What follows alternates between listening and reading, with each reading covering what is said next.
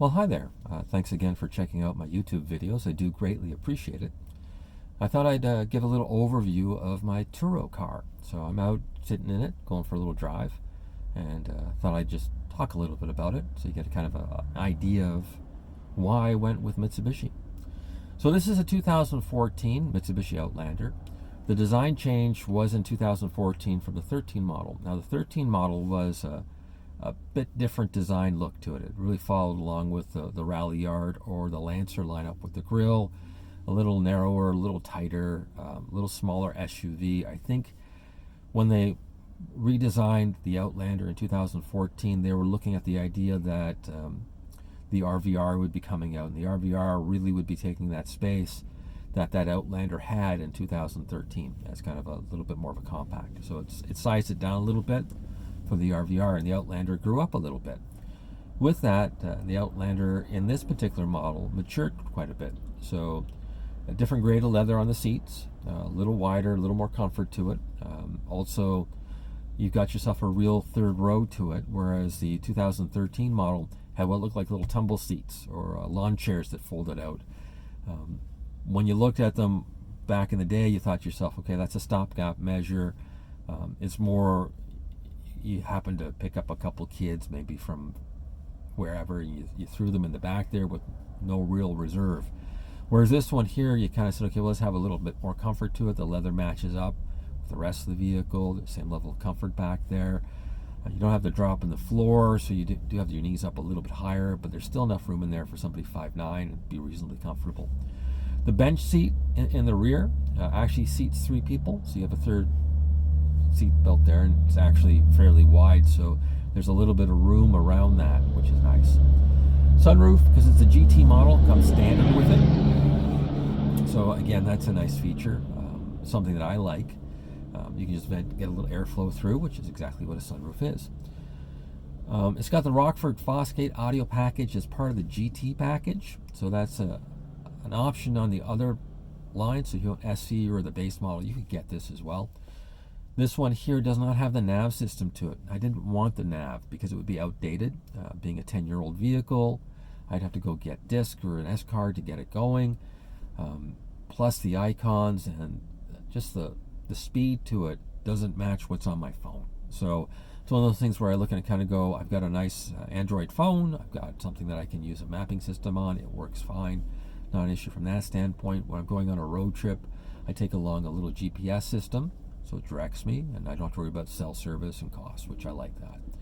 When I use the GPS system, there's a little cubby hole in the dashboard here with the plug-in port.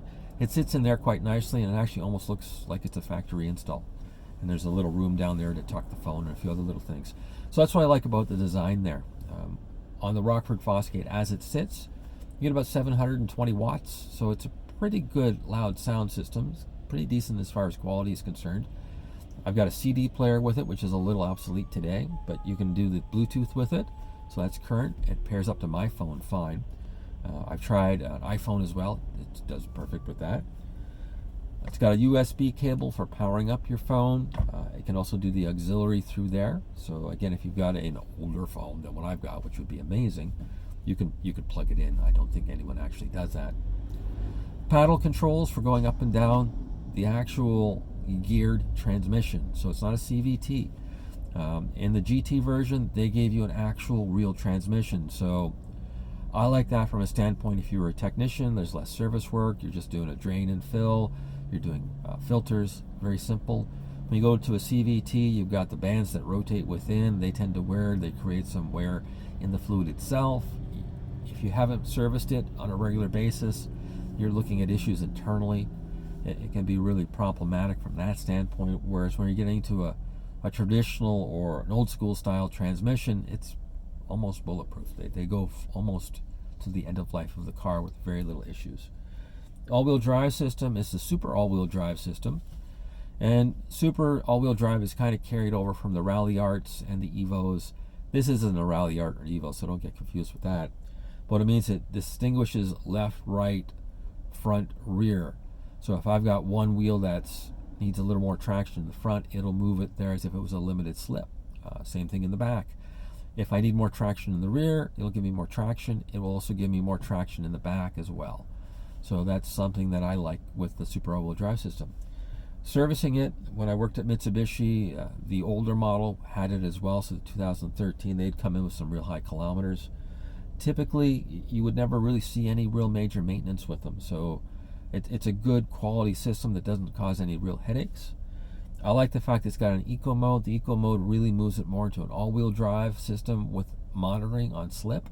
So it will actually click into a rear drive or an all-wheel system in the event that you hit black ice and you don't have to hit the button. It'll do it by itself, which I like. It's got lane mitigation, which means it gives you a little indicator, beeps. It tells you that you're drifting over the yellow line or even the white line. It's pretty good on just about any road surface. In Ontario, it's getting pretty rough on some of that stuff. I've run into a few things where if it's a choppy road, it might be problematic as far as that feature is concerned. It may pick up and give you warnings of a pothole. I've experienced that, but again, because it's an older system, it's not super sensitive, but at the same time, it works, but maybe not as well as a 2024, right? So you're aware of that. Sensors are in the front bumper. They're actually pretty easy to see. Most of the stuff is separated, whereas when you look at a newer vehicle, they're integrated and they're proprietary. So it means it's part of the bumper, it's part of the assembly, whereas this one's actually, you can actually see the module at the front behind the bumper. So if I had to replace one, it's a plug-and-play item. So again, it's very easy to diagnose from that standpoint. Oversized mirrors, which I like, and the pillars on this one, they're actually a reasonable size. They're not big and beefy, so you can see 360 around the vehicle very comfortably. Backup camera as well. The backup camera is not HD quality, so it's going to be like a 480, maybe a 720, somewhere in that range. It's not bad with the backup lights at night. It's reasonable. You can see the markers. You can see the cars beside it. Is it as nice as a modern backup camera? Yeah, it works. Like, it's functional, but it doesn't have that crisp, clear image that you'd say, okay, I want to record that, show it to the family. You're not doing screen grabs off this one, but it does work.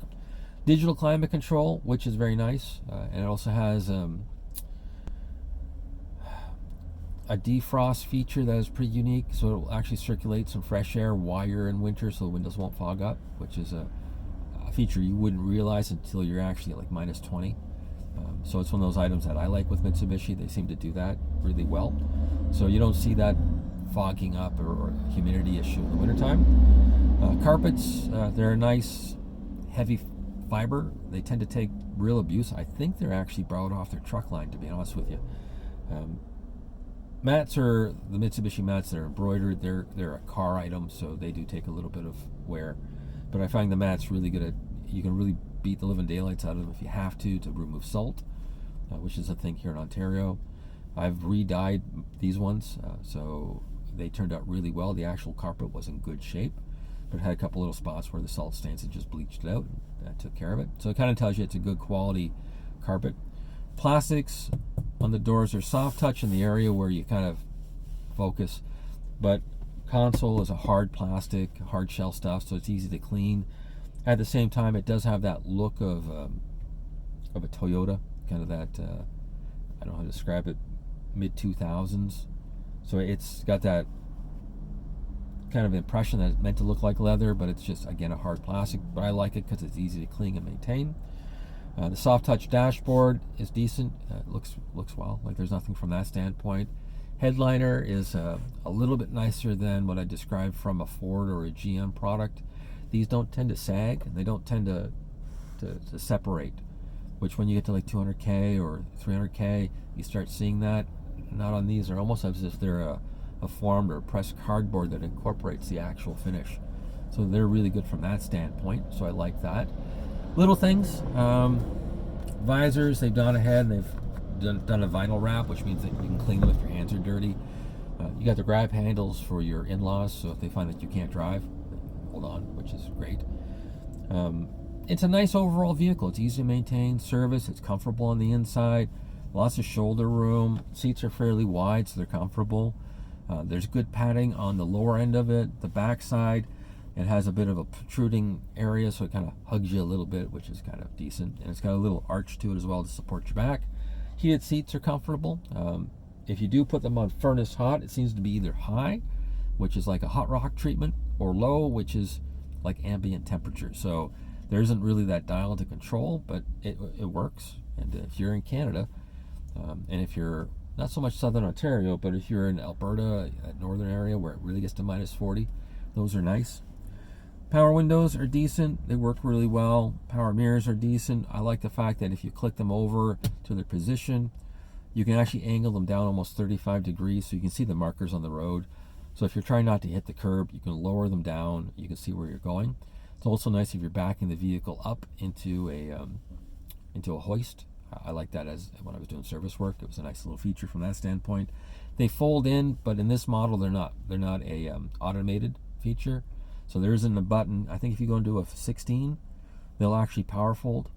The drawback to those is that traditionally they're driven on a plastic gear with the gearing on the plastic, when it gets cold, gets brittle. And then if you open and close them like at minus 15, minus 20 on a regular basis, it slowly strips the gear out. You can't just buy the gear because it's built internal, so you have to replace the whole unit. It gets expensive. I find that simpler is a little bit better. Being able to fold it in is great. If you're in the GTA and you're worried about the oversized mirrors getting nicked, just push them in and then push them back out when you get in, so it works well. It has a color display on the dashboard.